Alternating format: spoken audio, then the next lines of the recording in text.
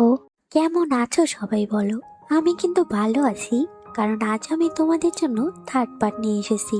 যারা নতুন তারা এর আগের পার্টগুলো দেখার জন্য আইডিতে যাও, তবে তোমাদের সুবিধার জন্য আমি ডেসক্রিপশনে লিংক দিয়ে দিচ্ছি, সেখান থেকে দেখে নাও। যাই হোক, বেশি কথা বলে তোমাদের বিরক্ত না করে আমি বরং গল্পে আসি। এই পার্টটা অনেক ইন্টারেস্টিং আর সুন্দর, তাই শেষ পর্যন্ত দেখো। তো শুরু করি আমি। গত পার্টে দেখেছিলাম ইয়ানিনের জন্য এমডি সেনচিমানকে অনেক কথা শোনায় আর শাস্তি হিসেবে তার বেতন কেটে নিবে এটা বলে। এদিকে আমাদের শুয়ে সারাদিন সেনচিপানকে মেসেজ দেয়, কল দেয়, কিন্তু সেনচিপান ইয়ানিনের বিষয় নিয়ে এত পেরাইছিল যে সে শুয়ের কল রিসিভ করে না বা রিপ্লাইও দেয় না। সে ক্লান্ত হয়ে বাসায় এসে ঘুমিয়ে পড়ে, কিন্তু সে ঘুমের মধ্যে নানা রকম বাজে স্বপ্ন দেখতে থাকে। দেখে ইয়ানিনকে রিজেক্ট করার পর শুয়ে তাকে ছেড়ে দিয়েছে। তবে যখন তার ঘুম ভাঙে সে ফোন হাতে নিয়ে দেখে শুয়ের লাস্ট মেসেজ হলো, তুমি কি ঘুমিয়ে পড়েছো? আচ্ছা ঘুমাও তুমি। সেনচিবানের স্বপ্ন সত্যি না, শুয়ে তার সাথেই আছে, আর এই মেসেজ দেখে সে রিলিফ ফিল করে। পরদিন হোটেলে সে গিয়ে দেখে তার অফিসের সামনে ইয়ানিন আরো একটি ফ্লাওয়ার বাকেট এবং চিরকুট রেখেছে। সেনচিবান ফ্লাওয়ার বাকেট ডাস্টবিনে ফেলে দেয়, আর ইয়ানিনের এসব কাজে সে অনেক বিরক্ত হয়। তবে শুয়ে তখনই তাকে মেসেজ করে, যা দেখে তার মুখে হাসি এসে যায়। শুয়ে তাকে মেসেজ করে বলে আজ রাতে একসাথে ডিনার করব। সেনচিবান তার ফেস দেখে আর ভাবে আমি যদি শুয়ের সামনে যাই সে ফেস দেখে বুঝতে পারবে আমার কিছু হয়েছে। তাই সে শুয়েকে বলে আজ যাবো না, পরে যাব। শুয়ে বলে ঠিক আছে। আসলে গত রাতে না ঘুমানোর জন্য কান্না করার জন্য সেনচিবানকে অনেক ডার্ক লাগছিল, এজন্য সে যায়নি। যাই হোক, সারাদিন কাজ শেষে সেনচিবান যখন বাসা যাওয়ার জন্য বের হয়, ইয়ানিন তার সামনে আবার আসে আর বলে চলো আমার সাথে ডিনারে যাব। সুশিয়ান বলে তোমার কি আর কোনো কাজ নেই সেনচিবানকে বিরক্ত করা ছাড়া? সেনচিবান দেখে আশেপাশে সবাই আবার হাসাহাসি করছিল তাদের নিয়ে নানা রকম গসিপ করছিল। তাই সেনচিবান সুশিয়ানকে চিমটি কেটে কথা বলতে বারণ করে আর ইয়ানিনকে বলে আচ্ছা চলো, কোথায় নিয়ে যাবে আমাকে। এরপর সে ইয়ানিনের গাড়িতে গিয়ে বসে। সে পুরো রাস্তা শুয়ে দেওয়া স্যাসেট হাতে করে নিয়ে থাকে। এরপর ইয়ানিন তাকে তাদের ক্যাম্পাসের ক্যাফেতে নিয়ে আসে। সেনচিবান বলে এখানে কেন নিয়ে আসলে? ইয়ানিন বলে এটা সেই জায়গা যেখানে আমরা প্রতিদিন আসতাম, তাই না? এরপর সে গ্রিল মাংস এনে বলে গ্রিল মাংস তো তোমার অনেক পছন্দের, তোমার জন্য এটা অর্ডার করেছি। সময় কত তাড়াতাড়ি যায় তাই না? তখন তোমার বয়স 19 ছিল আর আমার বয়স 21। সেনচিবান বলে তুমি আমাকে এখানে কেন এনেছো সেটা বলো। ইয়ানিন বলে কারণ আমি তোমাকে বিয়ে করতে চাই। সেনচিবান বলে তবে আমি তোমাকে বিয়ে করতে চাই না। ইয়ানিন বলে কেন? সেনচিবান বলে কোনো কারণ নেই, মানে কোনোই কারণ নেই, কারণ আমি চাই না। ইয়ানিন বলে আমি তো তোমাকে বলেছি আমি প্রেসারে ছিলাম তাই ব্রেকআপ করেছি। সেনচিবান বলে ইয়ানিন তুমি ব্রেকআপ করেছো আবার ফিরে আসলে নিজের ইচ্ছে মতো, তুমি কি আমার ফিলিংস একটু কেয়ার করতেছো না? তোমার জন্য আমার কেমন লাগছে, প্লিজ তুমি আমার কাছে এসো না। আর কলেজ শেষের পর আমি আর গ্রিল মাংস খাই না, এটা মনে হয় তোমার মনে নেই। আমি আবারও বলছি প্লিজ তুমি আমাকে বিরক্ত করো না। এটা বলে সেনচিবান সেখান থেকে চলে যায়। আর ট্যাক্সিতে উঠে শুয়েকে ফোন দিয়ে বলে শুয়ে আমার একটুও ভালো লাগছে না। শুয়ে বলে কি হয়েছে তোমার? সেনচিবান বলে আমার অনেক মাথা ব্যথা করছে। শুয়ে বলে আচ্ছা ক্লিনিকে আসো তুমি। সেনচিবান এরপর শুয়ের ক্লিনিকে আসে। দেখতে পারি ইয়ানেনও তাকে ফলো করতে করতে ক্লিনিকে আসে। আর আমরা দেখতে পারি তার গাড়িতে সেনচিবান ভুলে শুয়ের দেওয়া স্যাসেট ফেলে রেখেছে। ইয়ানেন এটা দেখতে পায়। এদিকে দেখতে পারি সেনচিবান যখন শুয়ের কাছে আসে, শুয়ে সেনচিবানকে দেখে বুঝতে পারে সেনচিবান অস্থির হয়েছে। তাই সে বলে বেডে শুয়ে পড়ো, একুপাঞ্চার থেরাপি দিব, রাতে ঘুম ভালো হবে। সেনচিবান শুয়ের কথা মতো বেডে শুয়ে পড়ে। শুয়ে সেনচিবানকে থেরাপি দেয়। এরপর সে জিজ্ঞেস করে তুমি যদি চাও আমাকে বলতে পারো তোমার কি হয়েছে। সেনচিবান শুয়েকে বলতে ধরে, কিন্তু তখন ইয়ানের চেম্বারে ঢুকে পড়ে। আসলে সে সেনচিবানকে ফলো করতে করতে এখানে এসেছে। শুয়ে দেখে সেনচিবান ইয়ানেনকে দেখে অস্থির হয়ে পড়েছে। তার আর বোঝার বাকি থাকে না এটা ইয়ানেন। তাই সে সেনচিবানের সামনে কার্টেন দিয়ে ইয়ানেনকে বলে আপনি কি এখানে ট্রিটমেন্ট করতে এসেছেন? পালস দেন, আপনার জন্য একদম ফ্রি। ইয়ানেন অহংকার করে বলে এসব জায়গায় আমি আমার ট্রিটমেন্ট করি না, আমি সেনচিবানের সাথে কথা বলতে এসেছি। শুয়ে বলে সেনচিবানের এখন থেরাপি চলছে, তাই 15 মিনিট ওয়েট করতে হবে যে। কারণ এখন তার সাথে কথা বলা যাবে না। ইয়ানেন এটা শুনে বলে ঠিক আছে।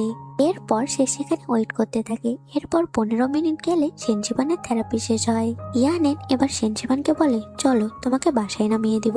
রুয়ে সেনজিবানকে বলে তোমার আরো একটি মক্সিবেশন থেরাপি করতে হবে, যাও ওয়াশরুমে ফ্রেশ হয়ে আসো। এটা বলে সে সেনজিবানকে ইশারা দিয়ে বের হতে বলে। সেনজিবান শুয়ের ইশারা বুঝতে পারে। সে বলে ঠিক আছে ফ্রেশ হয়ে আসি। এটা বলে সে চলে যায়। ইয়ানেনও তার পিছু পিছু যেতে ধরলে শুয়ে বলে একজন মহিলার সাথে পিছু পিছু ওয়াশরুমে যাওয়া বেয়াদবি, তাই না? ইয়ানেন বলে তুমি ওর পিছনে ঘুরছো তাই না? তবে মনে রেখো আমরা 7 বছর একসাথে ছিলাম, আমি ওকে খুব ভালো করে চিনি। সে যদি তোমার প্রেমে পড়তো এর আগেই পড়তো, তোমার গার্লফ্রেন্ড হয়ে যেত। সে কখনোই তোমার মতো একজন ডাক্তারকে পছন্দ করবে না। শুয়ে হাসে আর বলে তুমি অনেক বোকা, তুমি জানো? এরপর সে তার বাসা যাওয়ার জন্য ড্রেস চেঞ্জ করে, বলে বের হও এখান থেকে, আমি চেম্বার অফ করব। ইয়ানেন বলে কিন্তু সেনজিবান। শুয়ে হাসে আর বলে ও তো কখন এখান থেকে চলে গেছে। এটা শুনে ইয়ানেন দৌড়ে বাইরে এসে তার গার্ডকে বলে সেনজিবানকে দেখেছো বের হতে? গার্ড বলে না তো। কিন্তু আমরা এদিকে দেখতে পারি শুয়ের ইশারা বুঝে সেনজিবান ক্লিনিকের পেছনের গার্ডেনে এসে মাটিতে বসে আছে। শুয়ে সেখানে এসে তাকে বলে মাটিতে বসছো কেন? এরপর সে তাকে তুলে তার জ্যাকেট সেনজিবানকে পরিয়ে দেয়। বলে মাটিতে বসছো কেন? ঠান্ডা লাগছে তো তোমার। সেনজিবান চুপ করে থাকে। আসলে সে অনেক ভয় পেয়ে গেছিল ইয়ানেনকে দেখে। শুয়ে তাকে কমফোর্ট দেওয়ার জন্য জড়িয়ে ধরে। সেনজিবান এবার আর তার ইমোশন কন্ট্রোল করতে পারে না। সে হাউমাউ করে কান্না করতে থাকে। সে বলে আমার পাস্ট আমাকে তাড়া করে বেড়াচ্ছে। শুয়ে আমি এটা ভুলতে পারছি না। শুয়ে বলে পাস্ট অ্যাকসেপ্ট করো। পাস্টে কি হয়েছে না হয়েছে, ভালো হোক খারাপ হোক, সেটা নিজের মধ্যে ধরে না রেখে প্রেজেন্ট এবং ফিউচারে ফোকাস করো। তাছাড়া একটা কথা ভাবো, তার সাথে সম্পর্কে না জড়ালে তুমি আমার কাছে আসতে না, আমার সাথে দেখা হতো না। সেনজিবান বলে এরপর শুয়ে সেনজিবানের চোখের পানি মুছে দেয়। বলে কান্না থামাও, চলো এখন বাসা যাই। এরপর সেনজিবান বাসা যায়, কিন্তু শুয়ের বলা কথাগুলোর জন্য সে মনে মনে অনেক শান্তি পায়। আর সেদিন রাতে তার ঘুম ভালো হয়। পরদিন দেখতে পারি শুয়ে বাসা থেকে বের হচ্ছিল। কমিউনিটি সিকিউরিটি গার্ড তাকে দেখে বলে জানো আজ কমিউনিটিতে একজন ভিআইপি ঢুকলো অনেক প্যাকেট নিয়ে। শুয়ে বলে কোথায় গেল? সিকিউরিটি গার্ড বলে সেনজিবানের বাসা। শুয়ে বুঝতে পারে এটা আর কেউ ছিল না, ইয়ানেন ছিল। এদিকে দেখতে পারি সত্যি ইয়ানেন সেনজিবানের বাসা আসে, কিন্তু তখন সেনজিবান বাসায় ছিল না, সে একটা কাজের জন্য বাইরে গেছিল। ইয়ানেন সেনজিবানের মা বাবাকে এসে বিয়ের প্রপোজাল দেয়। সেনজিবানের মা বলে সেনজিবানকে জানে তুমি এখানে এসেছো, বিয়ে কি তুমি একা করবে? তুমি কি জানো সেনজিবানের মনে তোমাকে নিয়ে কি ফিলিংস আছে? সে কি তোমাকে বিয়ে করতে চায়? ইয়ানেন বলে আমি জানি, তুমি কেন এটা বলছো? আমি ওর সাথে ব্রেকআপ করেছি, এজন্য এসব বলছো। তুমি আমার উপর রাগ করেছো। যদিও ব্রেকআপ করেছি কারণ তার অনেক ভুল ছিল, তবে আমি ওকে আবার ফিরে পেতে চাই। আর তখনই আমরা দেখতে পারি সেনজিবান বাসায় আসে আর তাকে দেখে উত্তেজিত হয়ে বলে তুমি এখানে কেন?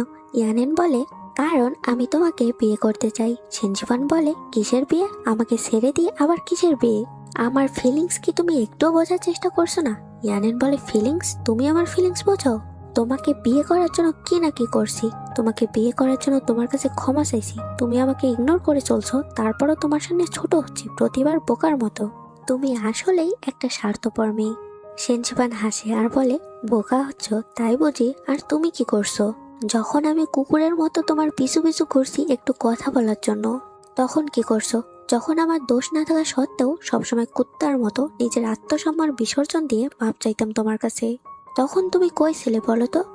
আর তখন তুমি কই ছিলে যখন তোমার সাথে একটু কথা বলার জন্য কত রাত না ঘুমিয়ে কাটিয়েছি, খেতে পারিনি, ঘুমাতে পারিনি, ভিতরে ভিতরে আমি শেষ হয়ে গেছিলাম। এসবের বিনিময়ে তুমি আমাকে কি দিয়েছো বলো তো? একটু কথা আর কষ্ট ছাড়া। ইয়ানেন চুপ করে থাকে সব শুনে। আর তখন সেখানে শুয়ে আসি। সে বলে কে এসেছে এখানে? এরপর সে সেনজিবানকে বলে তোমাদের জন্য স্যুপ এনেছি, নাও। সেনজিবান স্যুপের বাটি নেয়। ইয়ানেন সেনজিবানের হাত ধরতে যায়, তখনই শুয়ে ইয়ানেনের হাত আটকে দেয়। ইয়ানেন সেনজিবানকে বলে আমাকে বলার জন্য এই ডাক্তারকে বেছে নিলে? এই ডাক্তারের মধ্যে কি এমন আছে? সে তোমাকে কি এমন দিতে পারবে? শুয়ে বলে আর তোমার কাছে টাকা ছাড়া কি আছে শুনি? টাকা ছাড়া তুমি তাকে কি দিতে পারবে? সেনজিবানের বাবা এবার ইয়ানেনকে রাগ দেখায়, বলে এখনই বাসা থেকে বেরিয়ে যাও, এখনই যাও। ইয়ানেন চলে যায়, কিন্তু ইয়ানেন যাওয়ার পর সেনজিবান আবার কান্নায় ভেঙে পড়ে। কারণ তারা আবার পুরোনো দিনের কথাগুলো মনে পড়ছে। ইয়ানহেনের জন্য সে এত কষ্ট পাচ্ছে। সেনজিবান বলে আমার নিজের ভুলের জন্য এত কিছু হচ্ছে, কিন্তু শুয়ে এসে তাকে সান্ত্বনা দেয়, বলে কষ্ট পেও না, এসবে তোমার কোনো দোষ নেই। এদিকে দেখতে পারি ইয়ানহেন হোটেলে এসে ড্রিঙ্ক করে আর এত অপমান সহ্য করতে না পেরে হোটেলের সবকিছু ভাঙচুর করতে থাকে। সেনজিবান পর দিন হোটেলে যায় না, মন খারাপ করে সারাদিন শুয়ে থাকে।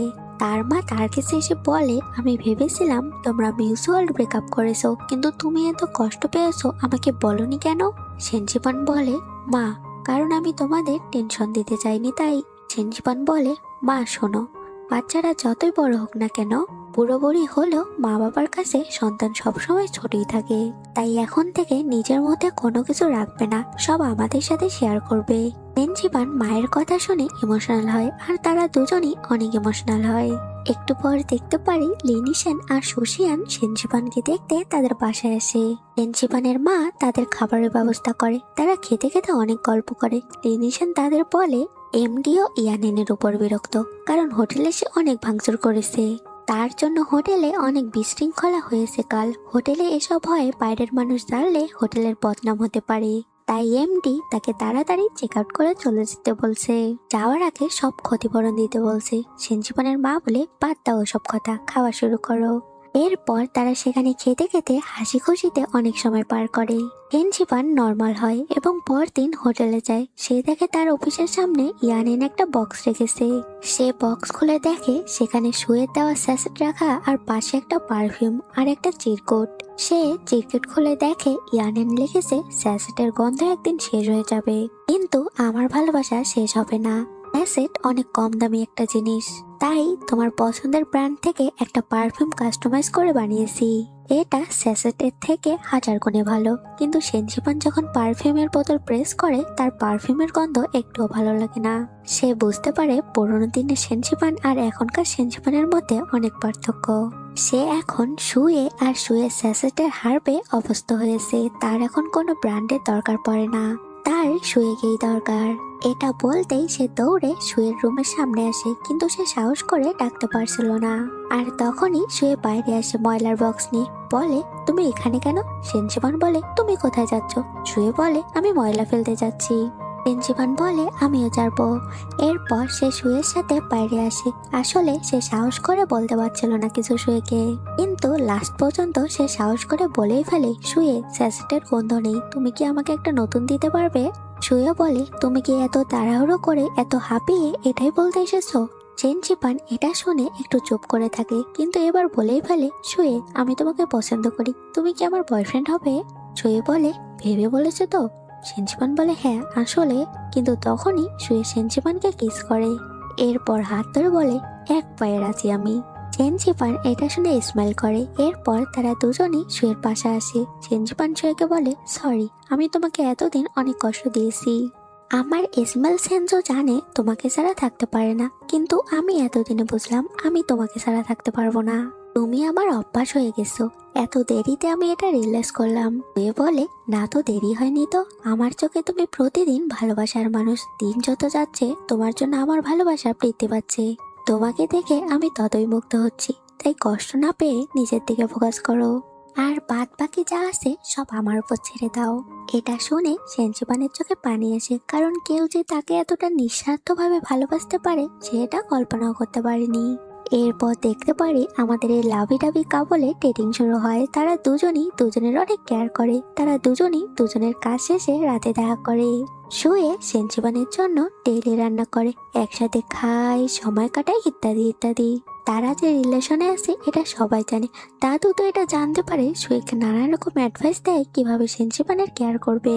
একদিন সেনজিবান শুয়েকে বলে আচ্ছা আমি তো তোমাকে রিজেক্ট করেছিলাম, কিন্তু তুমি আমার প্রপোজাল এক কথায় অ্যাকসেপ্ট করলে কেন? শুয়ে বলে তোমাকে আমি অনেক ভালোবাসি যে। সেনজিবান বলে সেদিন তুমি যদি দরজা না খুলতে হয়তো আমি দরজার বাইরে থেকেই চলে যেতাম। শুয়ে বলে আমি রুম থেকে দেখেছি তুমি দরজার বাইরে দাঁড়িয়ে আছো, বুঝেছিলাম কিছু বলতে এসেছো, কিন্তু আমি জানি তুমি কেমন লাজুক, তাই সরাসরি তোমার সামনে না গিয়ে বক্সের অজুহাত দিয়ে বের হয়েছি। সেনজিবান বলে এতটা বোঝো আমাকে? শুয়ে বলে আমি চাই তুমি সবসময় হ্যাপি থাকো। শোনো তোমাকে একটা কথা বলি, ভালোবাসায় সুখ দুঃখ দুটোই আছে। তবে এসব দুজনের মধ্যে ভাগাভাগি করে নিতে হয়। তবে কোনোদিন যদি তোমার মনে হয় আমি তোমাকে কষ্ট দিয়েছি, তুমি আমাকে সরাসরি বলবে, তখন আমি আমার ভুল শুধরে নিব। যদি এমনও কোনোদিন হয় আমাকে তোমার ভালো না লাগে, তুমি ব্রেকআপ করতে চাও, আমার সাথে থাকতে চাও না, আমি এক কথায় ব্রেকআপ করব। আমি তোমাকে ছেড়ে দেব, কোনো বিরক্ত করার ছাড়াই, কারণ আমি তোমাকে সবসময় হ্যাপি দেখতে চাই। সেনজিপান এইসব শুনে ইমোশনাল হয় আর জড়িয়ে ধরে বলে, কোনোদিন আর আলাদা হওয়ার কথা ভাববে না, কারণ আমি আমাদের আলাদা হওয়ার ব্যাপারে স্বপ্নেও ভাবি না। এরপর তারা সেখানে অনেক কোয়ালিটি টাইম স্পেন্ড করে। এর পরের সিনে দেখি সেনজিপান তার অফিসের বারান্দায় বসেছিল, সেখানে ইয়ানহান আসে। সেই ইয়ানহানকে দেখে এগিয়ে যায়, বলে কিছু কি লাগবে? ইয়ানহান বলে, তুমি ওই ডাক্তারের সাথে রিলেশনে আছো? সেনজিপান বলে হ্যাঁ। ইয়ানহান বলে, ওই ডাক্তারের মধ্যে কি এমন দেখেছো যা আমার মধ্যে নেই? সেনজিপান বলে, ওর মধ্যে যা দেখেছি তা আমি কোনোদিন তোমার মধ্যে দেখিনি। ওর সাথে থাকলে আমি সবসময় সুখে থাকি। সুখ অনেক বড় দামি জিনিস। আমি দোয়া করি তুমি এমন কাউকে পাও যে তোমাকে সুখ দিবে। আচ্ছা যাই হোক, আজ তুমি চলে যাবে তাই না? আবার এসো, ম্যানেজার হিসেবে বেস্ট সার্ভিস দেওয়ার ট্রাই করব। এটা বলে সেনজিপান তার অফিসে চলে যায়। এরপর দেখি ইয়ানেন হোটেল থেকে চলে যায়। স্টাফরা বলে, বেঁচে গেলাম বাবা, যে জন্য আর এখানে না আসে। আসলে ইয়ানেনের এমন শেষরা পার্সোনালিটির জন্য সবাই বিরক্ত হয়ে গেছিল। এর পরের সিনে দেখতে পারি ছুটির দিনে সেনজিপান আর সোশিয়ান লিনিশান শুয়ে একসাথে ঘুরতে যায় অনেক সুন্দর একটা জায়গায়। মেয়েদের যেটা কাজ আর কি, কোথাও গেলে পার্টনারকে পার্স আর ব্যাগের দায়িত্ব দেওয়া। ঠিক সেই রকম সোশিয়ান আর সেনজিপান শুয়েকে আর লিনিশানকে তাদের ব্যাগের দায়িত্ব দিয়ে তারা আরামসে ঘুরতে থাকে। সোশিয়ান সেনজিপানকে বলে, দেখো জায়গাটা কত সুন্দর, চলো ছবি তুলি। আর এই কথা শোনা মাত্র লিনিশান বলে, আমার পিপাসা লেগেছে, আমি আসতেছি। চলে লিনিশান আবহাওয়া বুঝতে পেরেছিল, তাই সে আগে ভাগে কেটে পড়েছে। সেনজিপান আর সোশিয়ান ভাবে লিনিশান তো পানি খেতে এসে, এজন্য তারা শুয়েকে বলে, ছবি তুলে দাও আমাদের। শুয়ে তাদের বিভিন্ন জায়গায় বিভিন্ন পোজে বিভিন্ন অ্যাঙ্গেলে ছবি তুলে দেয়। কিন্তু আমাদের ডাক্তার মশাইয়ের তোলা একটা ছবিও তাদের পছন্দ হয় না। এটাই হয়তো মেয়েদের অভ্যাস, তাই না? একটু পর সেখানে লিনিশান আসে। এরপর সে তাদের বিভিন্ন অ্যাঙ্গেলে বিভিন্ন পোজে ছবি তুলে দেয়। লিনিশানের তোলা ছবিগুলো তাদের পছন্দ হয়। পাশে আমাদের শুয়ে বেচারা কুলির মতো সব ব্যাগ নিয়ে দাঁড়িয়ে থাকে আর ভাবতে থাকে, কোথায় আসলাম আমি? ঘুরতে আসলাম, আর এসব কি হচ্ছে? তাই সে লিনিশানকে বলে, আমার কাছ থেকে কিছু জিনিস নাও, আমি এসব বয়ে বেড়াতে পারছি না। লিনিশান বলে, অতীতে আমি এসব সহ্য করছি, এখন তুমি করো বন্ধু। তাদের কাছে ঘুরতে আসা মানেই হলো ছবি তোলা, ভিডিও করা, আবার সেই ছবি 100 বার তুললেও পছন্দ না হওয়া। দেখতে থাকো কি কি হয়। এটা বলে সে হাসতে হাসতে চলে যায়। সোশিয়ান আর সেনজিপানের ছবি তোলা শেষে অবশেষে তারা কাপড় কাপড় আলাদা ভাগ হয়ে যায়। আমাদের রোবট মার্কা ডাক্তার মশাইকে সেনজিপান কিভাবে কাপড় পিক তুলতে হয় এসব শিখিয়ে দেয়, কিভাবে কাপড় ভিডিও করতে হয় এসব শিখিয়ে দেয়।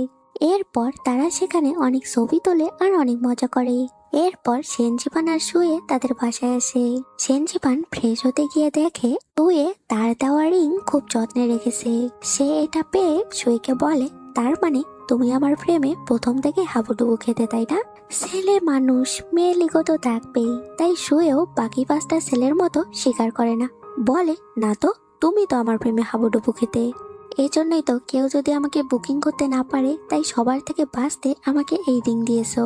সেনজিপান বলে, হুম হুম, জানি জানি, আমার সব জানা আছে। জন্যই তো প্রথম দিনে স্পেশাল ভাবে নার্সের ডেস্কে বলতে এসেছিলে মেডিসিন নেই এখন। তুইও তো স্বীকার করে না, বলে, না তুমি আমার প্রেমে হাবুডুবু খেতে, আমি না। এরপর দেখতে পারি তারা এভাবে তর্ক করতে থাকে। সেখানে তারা দুষ্টু মিষ্টি খুনসুটি করতে থাকে। কিন্তু দেখতে পারি পরদিন সেনজিপান ঠিক মনে করে একটা রিং এনে শুয়েকে পরিয়ে দেয়, বলে, ওই মেটাল রিং আর যত্ন করে রাখতে হবে না। শুয়ে, আজ থেকে তুমি এটা পরবে। এই রিংটা যতক্ষণ তোমার আঙ্গুলে থাকবে বুঝবো ততক্ষণ তুমি আমার। শুয়ে বলে, এই রিং কখনোই আমার আঙ্গুল থেকে বের হবে না, তুমি দেখে নিও। এরপর সেনজিপান শুয়ের কোলে মাথা রেখে গল্প করতে থাকে। দিন যেতে থাকে। দেখতে পারি শুয়ের মায়ের ডেথ অ্যানিভার্সারি আসে, কিন্তু সেদিনও তার বাবা তার মায়ের গ্রেভের সামনে আসে না। সুয়েকে মেসেজ করে বলে সে আসতে পারবে না। বছরে একটা দিনও তার বাবা তার মায়ের জন্য বরাদ্দ করতে পারে না, এটা ভেবেই সুয়ে মন খারাপ করে থাকে। কিন্তু দেখতে পারি সেনজিপান সুয়ের মায়ের জন্য টিউলিপ নিয়ে আসে।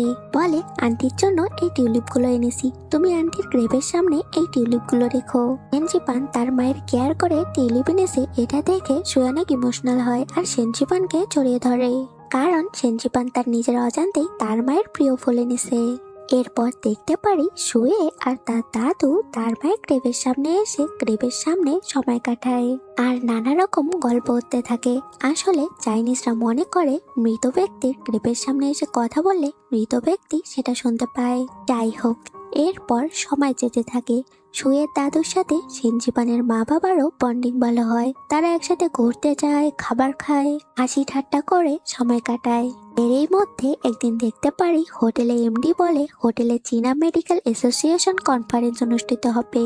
আমাদের দেশের এবং ইন্টারন্যাশনাল সব ডক্টররাই এখানে থাকবে, তোমরা এই ইভেন্ট ভালোভাবে হ্যান্ডেল করবে, কোনো ভুল যেন না হয়।